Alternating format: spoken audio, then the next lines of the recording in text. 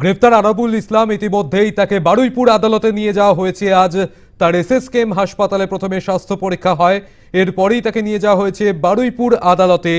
বারুইপুর আদালতে তার স্বাস্থ্য পরীক্ষা সম্পন্ন হওয়ার পর পুলিশ সূত্রে যা খবর পাওয়া যাচ্ছে, তাকে পুলিশি হেফাজতের আবেদন জানানো হবে। 14 দিনের পুলিশি হেফাজতের আবেদন জানানো হবে, এমনটাই কিন্তু পুলিশ সূত্রে খবর। পঞ্চায়েত নির্বাচনে অশান্তির জের ভাঙড়ে এরপর এবং এমনকি আইএসএফ কর্মীর যে মৃত্যুর ঘটনা তদন্ত নেমে উত্তর কাশীপুর থানার পুলিশ কলকাতা পুলিশের হাতে গ্রেফতার হয় আরাবুল ইসলাম।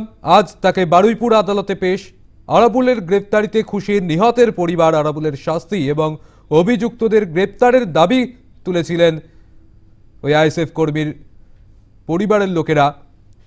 এবার গ্রেফতার আরাবুল ইসলাম, আজ তাকে আদালতে পেশ, বারুইপুর আদালতে পেশ। 14 দিনের পুলিশি হেফাজতের আবেদন জানানো হতে পারে, এমনটা কিন্তু পুলিশ সূত্রে খবর।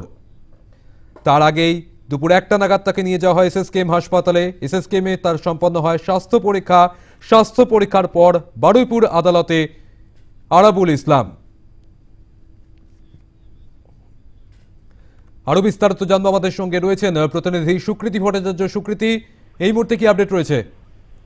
দেখো, তোমাকে বলবো, আজ দুপুর 1টা থেকে 1:30টার সময় আরাবুল ইসলাম, যিনি উত্তর কাশীপুর থানার হাতে গ্রেপ্তার হয়েছেন পঞ্চায়েত ভোটে অশান্তি ছড়ানো এবং তার সঙ্গে আইএসএফ কর্মী খুনের ঘটনার অভিযোগে, তাকে প্রথমে লালবাজার থেকে আজকে বের করা হয় এবং সেখান থেকে নিয়ে যাওয়া হয় এসএসকেএম হাসপাতালে। মেডিকেল টেস্টের পর তাকে বারুইপুর আদালতে এই মুহূর্তে নিয়ে যাওয়া হয়েছে এবং আর কিছুক্ষণের মধ্যেই শুনানি শুরু হবে। মূলত সরকার পক্ষের আইনজীবীর তরফ থেকে পুলিশি হেফাজতেরই আবেদন করা হবে, কারণ তুমি জানো যে পঞ্চায়েত ভোটে যেভাবে অশান্তি ছড়িয়েছিল ভাঙড়ে এবং যেভাবে একের পর এক বোমা বিস্ফোরণ হয়েছিল, তাতে মৃত্যু হয়েছিল বেশ কয়েকজন আইএসএফ কর্মী এবং যেখানে বারংবার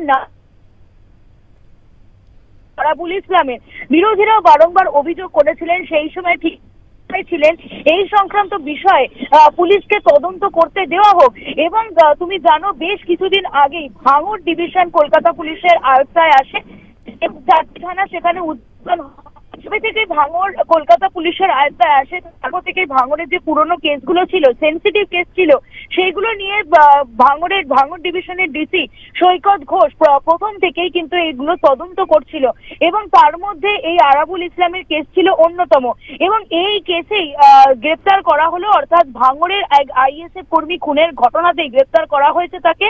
মূলত তিনি সেই সময় ঠিক কোথায় ছিলেন এবং তিনি কি কাউকে ইনস্ট্রাকশন দিয়েছিলেন, তৃণমূলের কোনো কর্মীকে কি ইনস্ট্রাকশন দিয়েছিলেন পঞ্চায়েত ভোটে এইরকম সন্ত্রাস ছড়ানোর জন্য, এই বিষয়গুলো জানার প্রয়োজনে সরকার পক্ষের আইনজীবীর তরফ থেকে আজকে পুলিশি হেফাজতের আবেদন জানানো হবে। মূলত ফুল ফ্রম পিসি, অর্থাৎ 14 দিনের যে পুলিশি হেফাজত হয় তারই আবেদন জানানো হবে। এখন দেখার আরাবুল ইসলামের আইনজীবীর পক্ষ থেকে জামিন চাওয়া হয় কিনা এবং আরাবুল ইসলামের শেষ পর্যন্ত পুলিশি হেফাজত হয় নাকি জামিন হয়, সেটাই কিন্তু এখন দেখার।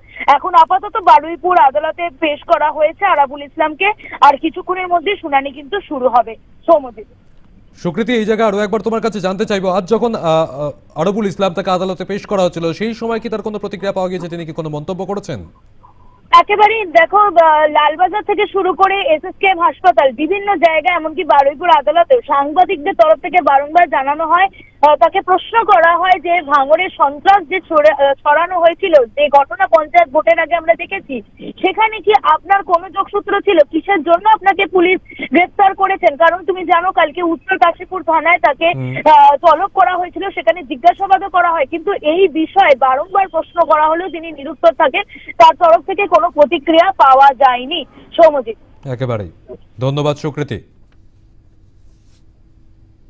গ্রেফতার আরাবুল ইসলাম আজ আদালতে পেশ বারুইপুর আদালতে এবং আজ এসএসকেএম হাসপাতালে তার কিন্তু স্বাস্থ্য পরীক্ষা সম্পন্ন হয়। দুপুর 1টা নাগাদ তার স্বাস্থ্য পরীক্ষা করা হয়, এরপরেই তাকে বারুইপুর আদালতে পেশ। আদালতে পুলিশি হেফাজতে আবেদন জানানো হতে পারে, 14 দিনের পুলিশি হেফাজতের আবেদন জানানো হতে পারে বলে পুলিশ সূত্রে খবর।